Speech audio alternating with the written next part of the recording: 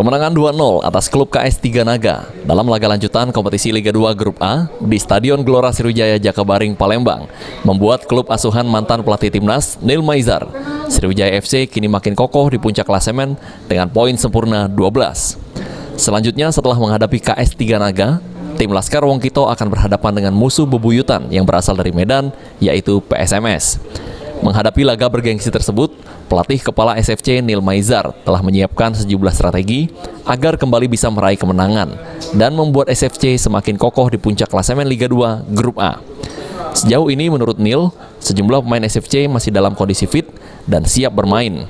Ini belum ada yang terkendala, cuma pemain yang masih yang kemarin juga, seperti Obek yang masih cedera, terus tadi ada Obek yang masih nggak bisa pertandingan. Kita lihat 1 hari 2 hari ini, kalau ada nanti kita sikapi seperti apa, kalau tidak ada mungkin kita kembangkan pemain seperti apa. Terima kasih. Sementara itu, pemain sekaligus kapten tim SFC, Nur Iskandar mengungkapkan akan tetap menjalankan instruksi pelatih saat menghadapi PSMS nantinya. Kita tetap fokus untuk pertandingan berikut.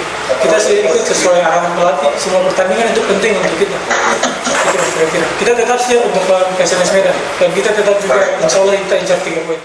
Sejauh ini, berdasarkan klasemen, PSMS Medan sendiri berada di posisi ketiga dengan poin 5, dengan hasil 1 kali menang, 2 kali seri, dan 1 kali kalah. Firman Hidayat, PAL TV.